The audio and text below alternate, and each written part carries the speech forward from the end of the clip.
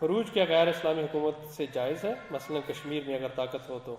خروج عربی زبان کا لفظ ہے اور اس کا مطلب ہے حکومت کے خلاف بغاوت کرنا۔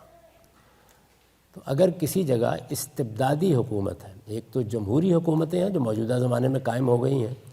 جمہوری حکومتیں اس اصول پر قائم ہوتی ہیں کہ لوگوں کو فیصلہ کرنا ہے اور ان کو 4 سال بعد 5 سال بعد موقع دیا جاتا ہے، جس کو وہ چاہے منتخب کر لیں۔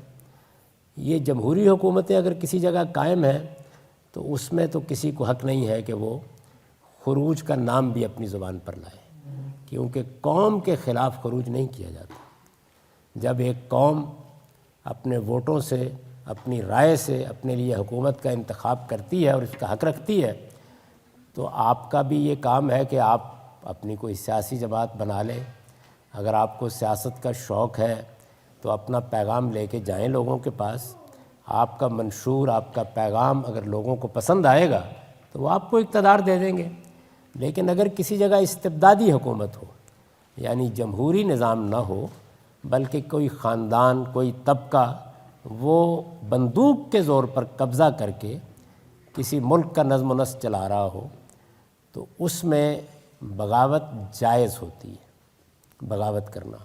لیکن اس کے کچھ شرائط ہیں جو قرآن مجید سے بھی معلوم ہوتے ہیں اور رسالت میں آپ صلی اللہ علیہ وسلم نے ان کو واضح کیا ہے۔ اس میں پہلی شرط یہ ہے کہ یہ طے ہو جانا چاہیے کہ حکومت حقیقت میں استبدادی ہے، یعنی ٹرنی ہے، ظالمانہ حکومت ہے۔ حکومت لوگوں کی رائے کی بنیاد پر وجود میں نہیں آئی۔ حکومت کو تبدیل کرنے کا کوئی پرامن ذریعہ باقی نہیں ہے۔ تو پہلے اس چیز کا پورا اطمینان ہونا چاہیے۔ دوسرے یہ کہ جو لوگ بغاوت کرنے کا فیصلہ کریں ان کو یہ پہلے دیکھنا چاہیے کہ کیا قوم ان کی لیڈرشپ کو تسلیم کرنے کے لیے تیار ہے۔ اس کا ان کے ضمیر سے سوال کر کے ان کو اطمینان کرنا چاہیے، اور یہ اطمینان نظر آنا چاہیے کہ فی الواقع ایک استبدادی نظام میں کوئی بادشاہت ہے، کوئی آمر ہے، اور اس میں لوگ کسی دوسرے کو اپنا رہنما سمجھتے ہیں۔ لوگوں کی زیادہ تعداد اس کے پیچھے ہے، ان کی اکثریت اس کو اپنا حکمران دیکھنا چاہتی ہے۔ دوسری چیز یہ ہے۔ تیسرے یہ ہے کہ بغاوت کی 2 نوعیتیں ہوتی ہیں۔ ایک بغاوت وہ ہے جو جمہوری ملکوں میں بھی ہو جاتی ہے بعض اوقات، وہ یہ کہ آپ باہر نکل آئے، آپ سڑکوں پر آ کے مظاہرہ کرنے لگ گئے، آپ نے توڑ پھوڑ شروع کر دی، آپ نے سول نافرمانی کا اعلان کر دیا۔ یہ بغاوت کی آپ کہہ سکتے ہیں سافٹ، نرم قسمیں۔ لیکن اگر بندوق اٹھا لی جائے گی تو پھر یہ ضروری ہے کہ جو لوگ بندوق اٹھائیں پہلے کسی علاقے میں ان کی باقاعدہ حکومت قائم ہو گئی، اس کے بغیر نہیں اٹھانے کی اجازت دی جا سکتی۔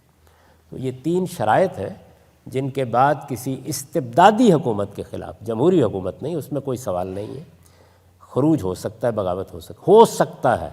نہ یہ کوئی پسندیدہ چیز ہے، نہ یہ کوئی مستحب عمل ہے، نہ اس کو انبیاء علیہم السلام نے کبھی ترغیب دی ہے، نہ کبھی خود اپنے لیے اس کو پسند کیا ہے۔ یہ جائز عمل ہے، گوارا ہے، ہو سکتا ہے، بشرطے کہ پورا اطمینان ہو کہ لوگوں کے جان مال آبرو کو کوئی نقصان نہیں پہنچے گا۔ ہو سکتا ہے، جائز ہے۔ اللہ کے پیغمبروں نے ہمارے سامنے کیا نمونہ پیش کیا ہے؟ انہوں نے پرامن جدوجہد کا نمونہ پیش کیا ہے، یعنی کسی حال میں انسانوں کی جان مال آبرو کو کوئی نقصان نہ پہنچنے دیا جائے۔ تو جن لوگوں کے اندر سیاسی عزائم ہوتے ہیں وہ بعض اوقات اس کا بالکل خیال نہیں رکھتے کہ ان کے کسی اقدام کے نتیجے میں لوگوں کے ساتھ کیا ہوگا، گھروں کے ساتھ کیا ہوگا، بازاروں کے ساتھ کیا ہوگا، بچوں کی تعلیم کے ساتھ کیا ہوگا۔ بعض اوقات اس طرح کے لوگوں کی طال آزمائی کے نتیجے میں پوری قومیں تباہ ہو جاتی ہیں اور بالکل بربادی کا سامان معاشروں میں پیدا ہو جاتا ہے۔ آپ دیکھ سکتے ہیں ہمارے زمانے میں بھی بعض جگہوں پر جن لوگوں نے اس طرح کا معاملہ کیا، وہ اگرچہ بظاہر یہ کہا جاتا ہے کہ وہ ہیرو بن گئے ہیں، انہوں نے بغاوت کر دی ہے، لیکن حقیقت میں وہ قوم کے دشمن ہوتے ہیں۔ پوری قوم کو، پورے ملک کو کھنڈر بنا کے رکھ دیا جاتا ہے، اور پھر صدیوں قومیں پیچھے چلی جاتی ہیں اس طرح کے اقدامات کے نتیجے میں۔